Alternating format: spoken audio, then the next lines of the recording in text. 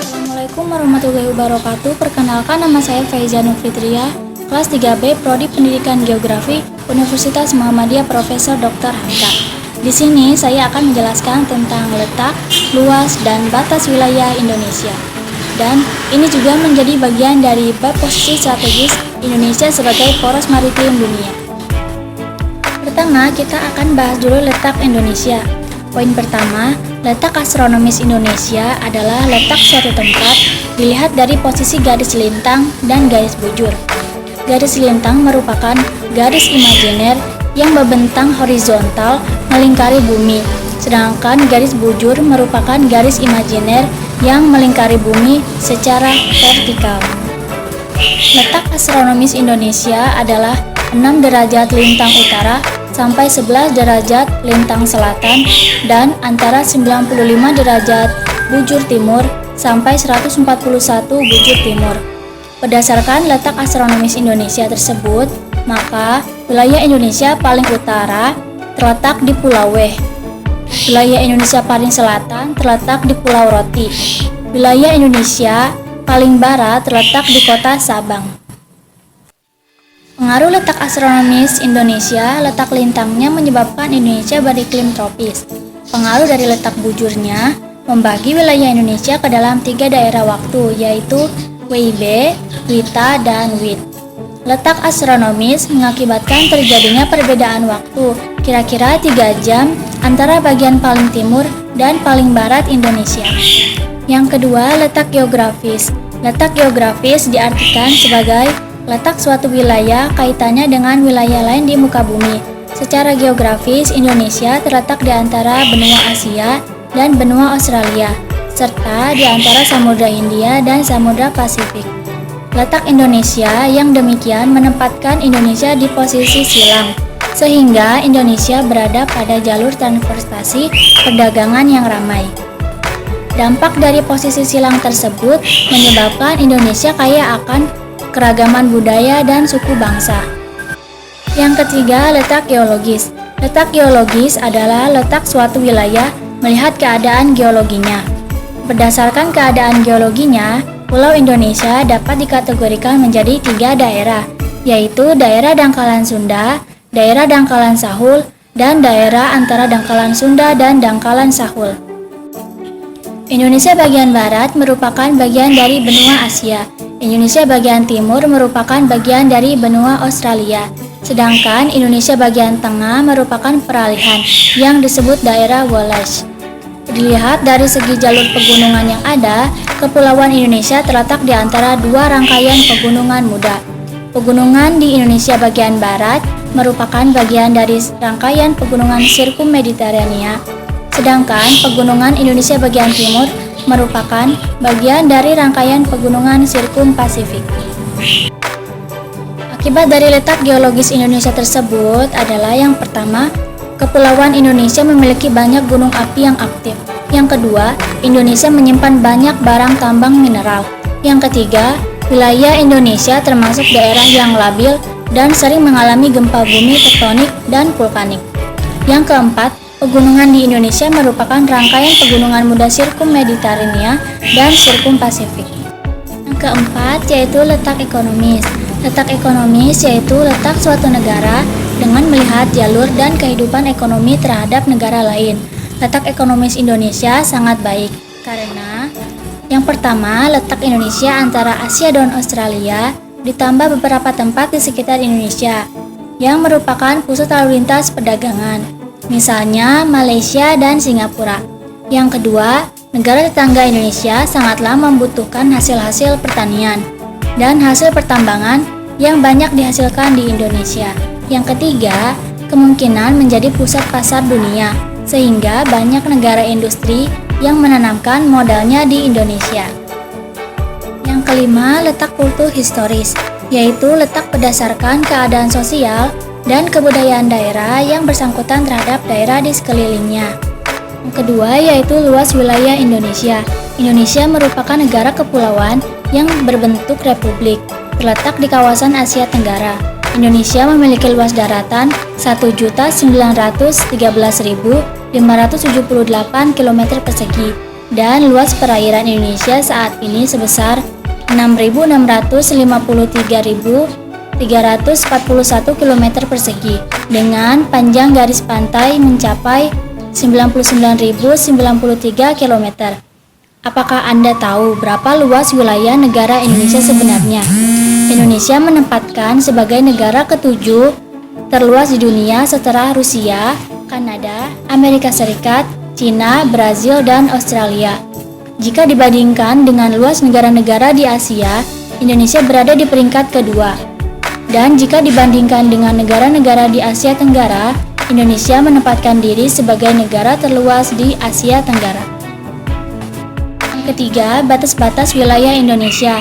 Sesuai dengan United Nations Convention on the Law of the Sea atau UNCLOS disebutkan bahwa sebuah negara berhak atas laut teritorial sejauh 12 mil laut, zona tambahan sejauh 24 mil laut, ZEE sejauh 200 mil laut, dan landas kontinen sejauh 350 mil laut atau lebih.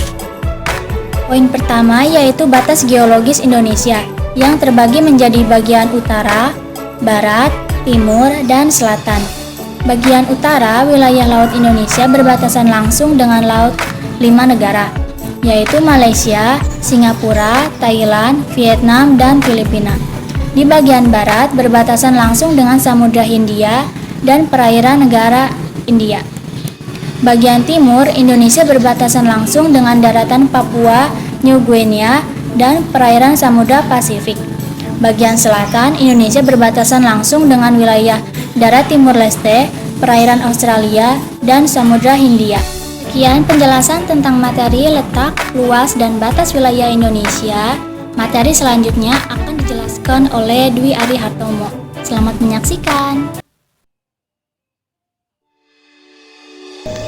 Nah, materi selanjutnya yang akan kita bahas yaitu ada karakteristik wilayah perairan Indonesia dan juga karakteristik wilayah daratan Indonesia. Yang pertama kan kita bahas yaitu ada karakteristik wilayah daratan Indonesia. Apa sih wilayah daratan?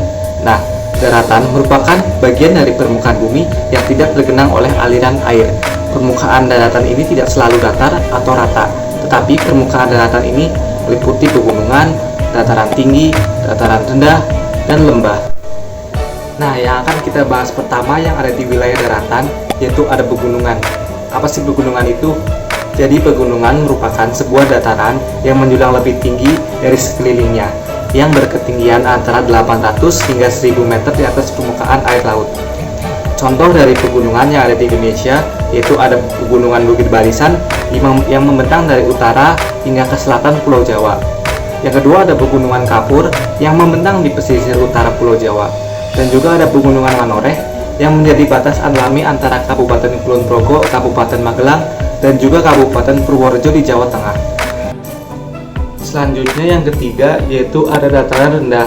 Berbeda dengan dataran tinggi, dataran rendah merupakan dataran yang memiliki ketinggian sekitar 200 hingga 300 meter di atas permukaan air laut. Nah, selanjutnya yang terakhir yaitu ada lembah. Di Indonesia juga terdapat banyak lembah. Lembah merupakan bentang alam yang sangat luas, bisa mencapai ribuan kilometer persegi yang dikelilingi oleh pegunungan atau perbukitan yang terbentuk oleh beberapa proses geologis. Beberapa lembah dengan pemandangan yang luar biasa di Indonesia di antara lain adalah Lembah Sianok di Sumatera Barat, Lembah Balim di Papua Barat, dan Lembah Pantan di Bali. Setelah kita membahas beberapa contoh wilayah daratan, selanjutnya kita akan membahas tentang karakteristik wilayah daratan Indonesia. Daratan Indonesia yang dilihat dari bentuk muka buminya. Yang pertama ada relief Indonesia Barat atau dinamakan paparan Sunda yang meliputi Sumatera, Jawa, Laut Cina Selatan, Selat Karimata, dan Selat Malaka. Yang kedua ada relief Indonesia Tengah atau disebut dengan wilayah peralihan yang meliputi Sulawesi, Maluku, dan Nusa Tenggara. Yang terakhir yaitu ada relief Indonesia Timur atau biasa disebut dengan paparan Sahul yang meliputi Pulau Halmahera, Irian, dan Arafuru.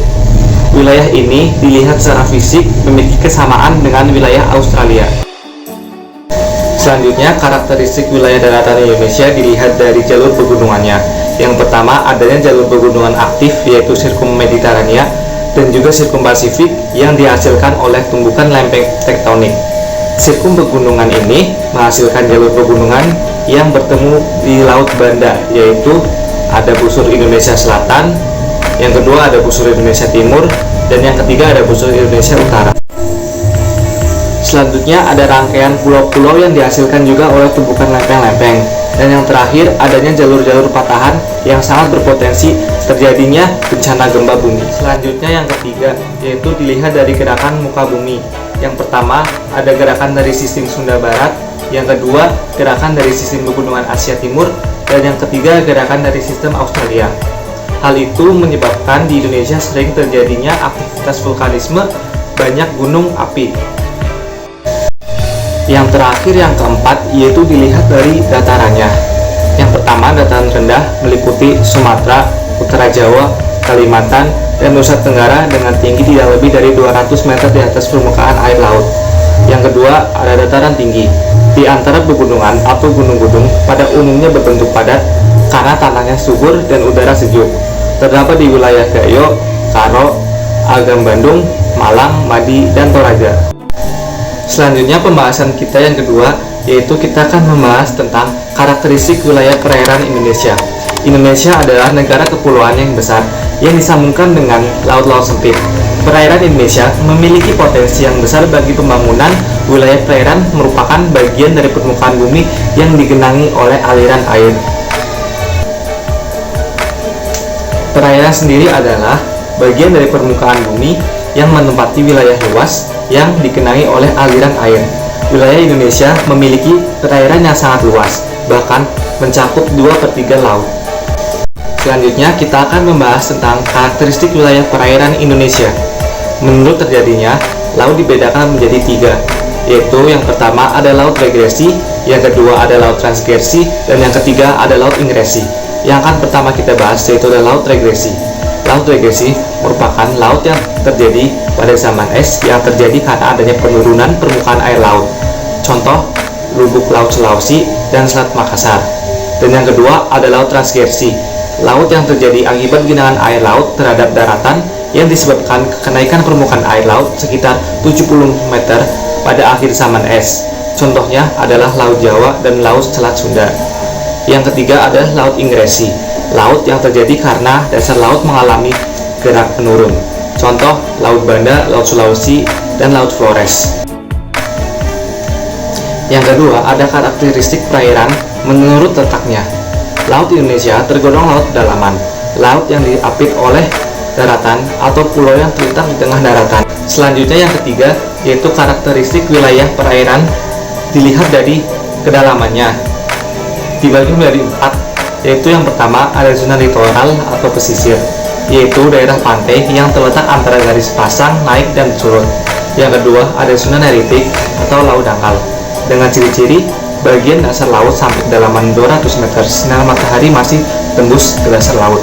Yang kedua, tempat hidup organisme laut sehingga sangat penting bagi kehidupan manusia. Yang terakhir, laut yang termasuk zona ini adalah landas kontinen Sunda. Yang ketiga ada zona batial atau wilayah laut dalam dengan ciri-ciri kedalaman antara 200 hingga 2000 meter. Matahari sudah tidak tembus. Yang keempat ada zona abisal atau wilayah laut sangat dalam dengan ciri-ciri kedalaman 2000 hingga 5000 meter, tekanan air sangat besar dan suhu sangat rendah, tidak ada tumbuhan laut dan keberadaan hewan laut sangat terbatas. Nah, yang terakhir ada zona hadal atau wilayah laut yang paling dalam, kedalamannya laut di atas 5000 meter, termasuk lubuk laut dan palung laut. Nah, jadi itu teman-teman pembahasan kita tentang karakteristik wilayah perairan Indonesia dan juga karakteristik wilayah daratan Indonesia. Materi selanjutnya akan dibacakan oleh rekan saya, Assalamualaikum warahmatullahi wabarakatuh, teman-teman sekalian. Selamat datang di video ini bersama saya Wildan Nabi Yoza. Kali ini kita akan membahas unit ketiga dari tema besar kita, yaitu poros maritim dunia. Oke, yang kita bahas kali ini adalah dari materi besarnya adalah Indonesia sebagai poros maritim dunia. Dalam materi ini kita akan menemukan 3 pembahasan. Yang pertama adalah posisi Indonesia sebagai poros maritim dunia. Yang kedua adalah kondisi wilayah Indonesia sebagai poros maritim dunia. Yang ketiga adalah 5 pilar Indonesia sebagai poros maritim dunia. Sebelum masuk ke 3 pembahasan tersebut, kita harus terlebih tahu dahulu apa yang dimaksud dengan poros maritim dunia. Jika Anda men-search di Google dan memaknai satu persatu kata yang ada di dalam kalimat poros maritim dunia, kalian akan menemukan arti dari masing-masing kata tersebut. Yang pertama adalah poros, yaitu sentral. Yang kedua adalah maritim, sesuatu yang berkenaan dengan laut. Dan yang ketiga adalah dunia, di mana negara-negara lain tinggal. Sehingga jika digabungkan menjadi satu pemaknaan, poros maritim dunia adalah sentral, di mana semua kegiatan yang berkenaan dengan laut seperti pelayaran dan perdagangan itu ada di dalam suatu negara dan dilintasi oleh negara-negara lainnya. Untuk materi yang pertama adalah posisi Indonesia sebagai poros maritim dunia. Terlihat secara geografis, posisi Indonesia sebagai poros maritim dunia yaitu dilewati oleh jalur perdagangan dunia. Kenapa bisa dilewati jalur perdagangan dunia? Karena posisi Indonesia terletak di antara benua Asia dan benua Australia, yang mana di dalamnya terdapat negara-negara yang dari benua Asia itu melewati wilayah Indonesia, yang menjadi keuntungan Indonesia dalam segi komoditas, sehingga negara-negara tersebut lalu meneruskan ke Australia. Yang kedua, posisi geografis Indonesia sebagai poros maritim dunia yaitu adalah terletak di antara 2 samudra. Yang pertama Samudra Hindia dan yang kedua adalah Samudra Pasifik. Samudra Hindia berada di selatan Indonesia dan Samudra Pasifik berada di utara Indonesia. Hal ini menjadikan Indonesia mempunyai banyak potensi dalam segi produksi ikan, karena apabila salah satu dari samudra ini mengalami penghangatan, maka ikan akan berkumpul dan menuju ke sana. Ini menjadi keuntungan Indonesia dalam segi menambah komoditas hasil tangkap ikan, terutama bagi nelayan-nelayannya. Melanjutkan materi posisi Indonesia sebagai poros maritim dunia, yang kedua adalah kondisi wilayah Indonesia sebagai poros maritim dunia. Secara keseluruhan, kondisi wilayah Indonesia 2/3-nya adalah lautan dengan luas 3,25 juta kilometer persegi. Hal itu menjadikan Indonesia kaya akan sumber daya alam dari lautnya.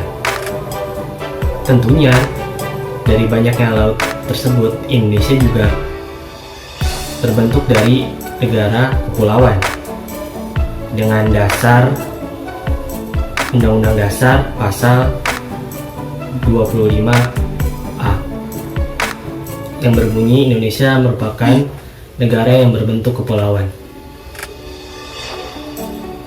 Otomatis, dengan banyaknya pulau, setiap pulau memiliki garis pantai. Indonesia merupakan salah satu negara dengan garis pantai terpanjang di dunia dengan luas 81 juta kilometer persegi. Komponen-komponen itu, yang pertama adalah 2/3-nya lebih luas lautannya daripada daratannya. Komponen kedua adalah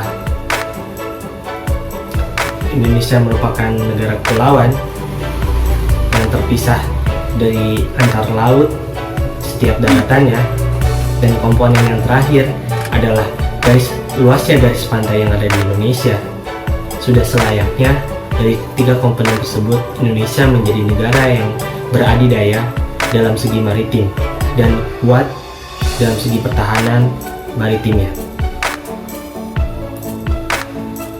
Oke, dari posisi Indonesia sebagai negara maritim, yang kedua, kondisi wilayah Indonesia sebagai negara maritim, dan ini adalah hal terakhir yang melatar belakangi Indonesia sebagai poros maritim dunia, yaitu 5 pilar Indonesia sebagai poros maritim dunia. Yang pertama adalah membangun budaya maritim yang ada di Indonesia. Pengertian dari budaya maritim adalah kompleks dari gagasan, ide, nilai, norma yang di dalamnya terlibat oleh nelayan dan non-nelayan untuk menciptakan kondisi maritim yang sejahtera dengan komoditas-komoditas yang ada. Hal ini menjadikan Indonesia perlu adanya sinergitas antara nelayan dengan pemerintah untuk menciptakan budaya maritim yang kuat. Pilar yang kedua, selain pilar yang pertama tadi, pilar pertama membangun budaya maritim, pilar kedua adalah membangun sumber daya laut dengan bentuk yang pertama adalah meningkatkan industri pangan laut yang berupa ikan-ikan, meningkatkan daya jual ikan. Salah satunya, contohnya adalah 1 hari untuk makan ikan. Itu menjadikan sebuah program di mana ikan menjadi komoditas Indonesia, yang menjadi ciri komoditas Indonesia yang seharusnya kita manfaatkan. Bentuk yang kedua dari komitmen pemanfaatan sumber daya adalah menjadikan nelayan pilar utama sebagai produsen komoditas ikan. Hal ini sangatlah diperlukan karena terlihat Indonesia sangat luas wilayah pantainya atau wilayah pesisirnya. Yang harus diperdayakan adalah nelayannya untuk meningkatkan kekuatan maritim dan ekonomi maritim kita. Yang ketiga adalah meningkatkan infrastruktur dan konektivitas maritim dengan bentuk mengadakan tol laut. Seperti di gambar, tol laut adalah program Bapak Presiden Joko Widodo dengan rencana membangun 24 pelabuhan, sehingga dari satu pulau ke pulau yang lainnya dapat terkonektivitas dalam segi perdagangan maupun industri. Hal ini juga didukung oleh dunia internasional, yang mana Cina akan membuka jalur sutra maritim pada abad ke-21.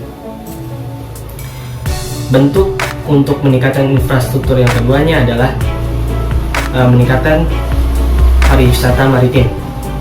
Tentunya dari luas garis pantai Indonesia menyimpan banyak keindahan dalam segi pariwisatanya. Hal ini mengundang wisatawan lokal dan wisatawan internasional untuk datang dan berinvestasi di Indonesia dengan adanya keindahan pariwisata tersebut. Itu pilar yang ketiga. Pilar yang keempat adalah diplomasi maritim. Bentuknya adalah kita sudah melakukan diplomasi maritim pada masa lampau, yaitu deklarasi Juanda, dengan penghasilan, dengan hasil dari deklarasi tersebut adalah kesepakatan ZEE, kesepakatan batas teritorial, kesepakatan batas landas kontinen. Ketiga kesepakatan ini menjadikan Indonesia mempunyai dasar hukum untuk mengelola wilayah maritim yang sangat luas ini. Dan yang pilar yang kelima, yang terakhir, adalah meningkatkan pertahanan maritim Indonesia. Kita ketahui dengan dibukanya jalur perdagangan dunia, perlunya adanya pertahanan maritim. Yang pertama, pertahanan dalam segi ekonomi. Kapal negara asing yang masuk ke Indonesia diharuskan untuk membayar pajak. Apabila kapal tersebut ilegal, maka harus diberi sanksi yang berlaku sesuai ketentuan hukum yang berlaku.